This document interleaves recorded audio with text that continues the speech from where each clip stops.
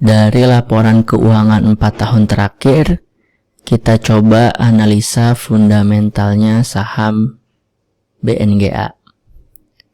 Dari proyeksi dividen tahun 2023, kita coba hitung kisaran harga wajarnya saham BNGA.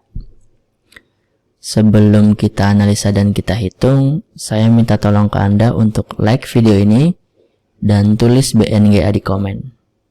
Tentunya kalau Anda nggak keberatan. Buat Anda yang nggak keberatan dan ngelakuin like dan tulis BNGA di komen, saya ucapkan terima kasih banyak.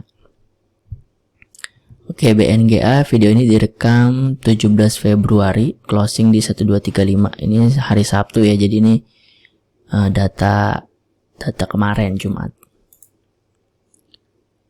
18 Februari 1235. Oke, benar. BNGA sektornya perbankan, komposisi saham yang beredar 7%, di bawah 10% ya. Kalau ngelihat dari sisi negatifnya, ini berarti gampang banget kalau misalkan bandarnya BNGA mau bikin ARA atau mau bikin ARB berjilid-jilid, itu gampang. Tapi kalau mandang dari sisi positifnya, berarti si BNGA-nya sendiri ini nggak pengen sahamnya beredar di masyarakat. Berarti dia pede, dia pengen ngoleksi sahamnya sendiri karena dia pede dengan performanya. Jadi komposisi saham yang beredar di masyarakat kalau kecil ya, kayak 7% kan di bawah 10% ya, termasuk kecil, itu bisa dipandang dari dua sisi ya, sisi negatif yang tadi, sisi positif yang tadi. Kalau misalkan nanti kita analisa fundamentalnya jelek, komposisi saham yang beredarnya ini kecil, maka itu kita bisa lebih ke arah untuk mempercaya yang negatifnya, karena biasanya saham gorengan kayak gitu. Saham gorengan biasanya komposisi saham yang beredar di masyarakatnya kecil, terus fundamentalnya amburadul. Nah, ini kita lihat BNGA fundamentalnya amburadul apa enggak. Oke, kita masuk topik pertama, topik ekuitas. Tentang harta kekayaannya si BNGA di luar hutang. 2022 naik 4% secara tahunan. Jadi sekarang adalah ekuitas terbesar. Harta kekayaan BNGA terbesar selama 4 tahun terakhir. Lalu ini bentar saya dilihatin dulu.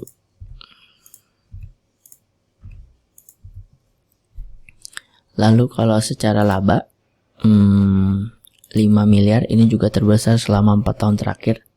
2 tahun terakhir dia naik terus ya. Yang sekarang naik 23% dari tahun lalu, tahun kemarinnya lagi naik 25% dari tahun lalu. Topik kalau labanya naik, ekuitasnya naik, wajar ya. Sama kayak kalau orang gajiannya naik tiap tahun, maka otomatis harta kekayaan dia di rekening dia naik. Nah, ini BNGA sama nih, sama ibarat tadi, laba naik, ekuitas naik. Sekarang kita masuk ke topik dividen. Topik dividen itu adalah topik seberapa kita yakin dengan perusahaan dari sudut pandang dia bagi-bagi kekayaan ke investornya. Di dividen ada 3 kosakata, EPS, DPS, DPR. Kita langsung ke studi case aja biar gampang dimengerti. 2019 EPS itu gampangnya keuntungan BNGA 146 ya, per lembar saham tuh 146. Dibagiin ke investornya 55. Nah, 55 itu adalah 38%-nya dari 146. Jadi untuk bahas dividen kita tinggal bahas DPR-nya. 2019 DPR-nya 38%, 2020 33%, 2021 57%. Nah, berapa nih DPR di 2022 ini yang akan dibagiin di tahun 2023 ini? Saya di sini akan tulis 38%. Pertanyaannya, kenapa saya masukin 38%? Karena gini, kalau 33% oke lah, ini kecil karena pas lagi pandemi. Ya. Kalau 57% ini yang tahun lalu. Bisa jadi di atas 57%, tapi bisa jadi kurang. Kalau di atas 57% saya nggak tahu berapa. Kalau di bawah 57% pun saya juga nggak tahu berapa. Tapi kalau saya masukin 38%, ini kira-kira nggak terlalu pesimis dan juga nggak terlalu optimis. Jadi skemanya Nah, nanti skemanya kenapa saya di sini tulis 0% saya jelasin. Nah, jadi di sini kan udah masukin 38% keluar nih. Kisaran harga murah, wajar, dan mahalnya BNGA. Murahnya ada di 768, udah kelewat 38%. Wajarnya ada di 1100, baru kelewat 7%. Dan mahalnya ada di 1500, masih ada potensi 24%. Ingat, di sini saya masukin 38%. Kalaulah yang terjadi nanti ternyata bagiannya 57%, ya. Ini saya tulis 57%. Nah, kalau yang nanti terjadi 57%, maka BNGA harga wajarnya aja ada di 1700. Atau kalau di harga sekarang, untuk menuju harga wajarnya aja masih ada potensi 40%. Mahalnya jadi 2300, masih ada potensi 87%. Secara kenaikan harganya, capital gain-nya. Karena harga wajarnya ada di sini. Jadi 57% kalau misalkan itu terjadi, alhamdulillah banget. Tapi kalaupun nggak terjadi, kita masukin 38%, maka ini masih di harga wajarnya karena baru ya kelewat 7%. Dimana secara capital gain masih ada sekitar naik 24%. Nah, terus pertanyaannya kenapa di sini saya bikin skema? Ini skema pesimis, skema confident, percaya diri, ini skema optimis. Optimisnya tadi 57% ya, atau 57% ke atas. Confidentnya saya 38% karena nggak serendah pandemi yang cuma DPR-nya 33%. Tapi pertanyaannya kenapa saya pesimisnya di sini saya masukin 0%? Nah, kita lihat sejarahnya BNGA bagi-bagi dividen. Jadi dividen 92 bagiin 3, 4, 5, 6, 7, 8-nya nggak begini, 98 sampai 2003 nggak bagiin. Ya, jadi dia sekali kumat ya 8, 9, 10, 11, 8, 9, 2021. Kumat sekali kumat 6 tahun nih dia nggak bagiin. 97 oke lah krisis moneter, tapi ternyata dia untuk recovery-nya atau tiba-tiba mendadak pelit karena recovery gitu ya, itu sampai 6 tahunan. 98, 99, 2021, 22, 23, ya 6 tahunan. 2004 bagian, 5 bagian, 6, 7, 8, 9, 10. Nah, 10 bolong nih. Ya, 10 bolong. Terus 2011 bagian, 12 sampai 15 bolong lagi. Ya. 18, 19, 20, 21, 22. Nah, jadi kalau 5 tahun terakhir sih dia aman-aman aja. Tapi masih ada potensi nih. Ya, namanya saham kan nggak ada yang pasti ya. Jadi tetap ada kemungkinan siapa tahu BNGA ini kumat. Kumat kayak tahun 98, kumat kayak tahun 2012 sampai 2017. Nah, masih ada tuh potensi kumat. Tapi kalau dari yang terdekat 3 tahun terakhir gitu, ya kira-kira kita bisa yakin BNGA ini bagian dividen. Jadi di sini tetap saya tulis 0% karena kemungkinan itu masih ada. Kenapa kemungkinannya ada? Karena sejarahnya BNGA juga ada emang bolong-bolongnya juga, dan sekali bolong, sekali kumat 3-5 tahun ke depannya nggak bagiin. Gitu ya. Oke. Di detik ini 2 janji saya di awal video udah saya sampaikan, udah saya penuhi, yaitu analisa fundamentalnya udah saya bahas ya. Jadi fundamentalnya BNGA ini mewah nih ya. Labanya meningkat, ekuitasnya membesar. Terus secara valuasi, kalau dengan DPR 38%, itu dia masih ada di harga wajar. Udah kelewat dikit tapi masih di harga wajar. Jadi nggak murah, tapi belum mahal, masih di harga wajar.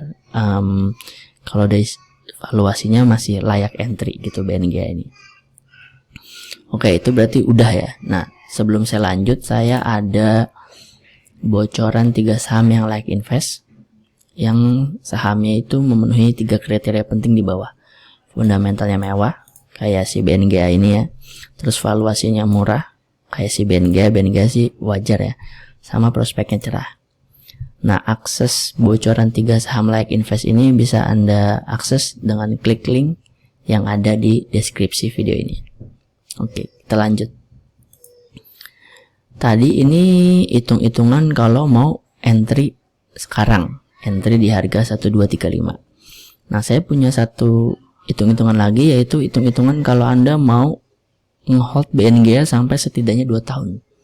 Setidaknya ngehold sampai tahun 2024, di mana 2024 bagiin dividen untuk keuntungan tahun 2023. Untuk bagi-bagi dividen EPS selama 2023. Oke, di 2023 kita proyeksikan ekuitasnya nggak usah muluk-muluk, nambah 4%, sama kayak 2022.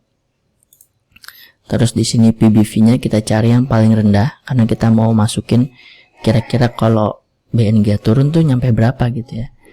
Nah, di sini PBV terendah 0,46, tapi kayaknya nggak bijak kalau saya pakai 0,46 karena ini 2020 ya. Ya emang lagi parah gitu ya. Jadi terendah kedua 0,56. Di sini saya pakai 0,56. Nah, keluar nih. Berarti kalau kita ngehold sampai 2 tahun ke depan, seturun-turunnya ya, rata-rata BNG itu turun-turunnya akan ada di 1056. Sekarang 1235. Resiko terbesar dari menggunakan PBV terendah selama 4 tahun terakhir, maka BNG itu turunnya bisa ke 1056 atau minus sekitar 14,5%. Lalu secara harga secara laba kita proyeksikan untungnya 23% lagi ya. Nggak usah pakai yang 25, 23% aja.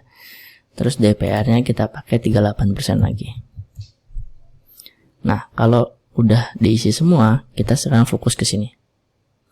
Jadi, kalau niat masuk BNG di harga sekarang 1235 dan memiliki plan, memiliki kesabaran untuk setidaknya ngehold 2 tahun ke depan sampai 2024, sampai bagi-bagi dividen EPS 2023, maka resikonya itu adalah BNG minus 14% dan dapat potensi bagi dividen 13,8. Kalau ini dicari netonya ya, bersih-bersihnya itu sekitar minusnya, resikonya minusnya cuman 2%-an lah dibuletin. Jadi minusnya 2%. Dan ingat, ini resiko. Namanya resiko, satu, bisa jadi nggak pernah turun ke segini, ke harga minus 14%. Bisa jadi juga turun lebih bawah. Tapi kalau pakai akal sehat, pakai logika data yang udah berlangsung, ya kalau parah-parah pun turunnya ke 14,5. Dan setelah menghold 2 tahun dapat potensi dividen 13,87%. Gitu. Jadi kalau menghold selama 2 tahun ke depan, ya kayak resiko-resikonya ya minus 2%-an lah gitu. Gitu, sekian, kurang lebihnya mohon maaf. Saya tutup dengan ajakan untuk subscribe channel ini kalau Anda suka analisa seperti ini, Anda suka simple dan bersihnya Excel yang Anda tonton ini, dan Anda suka mungkin gaya bahasanya, silahkan subscribe channel ini. Channel yang insya Allah ngebahas sahamnya tuh nggak ngepom-pom dan juga nggak nebar fear gitu. Dan sebagai pengingat, saya ada bocoran 3 saham yang layak invest, yang fundamentalnya mewah, valuasinya murah, dan prospeknya masih cerah. Silahkan akses lewat klik link yang ada di deskripsi di video ini. Sekian, assalamualaikum warahmatullahi wabarakatuh.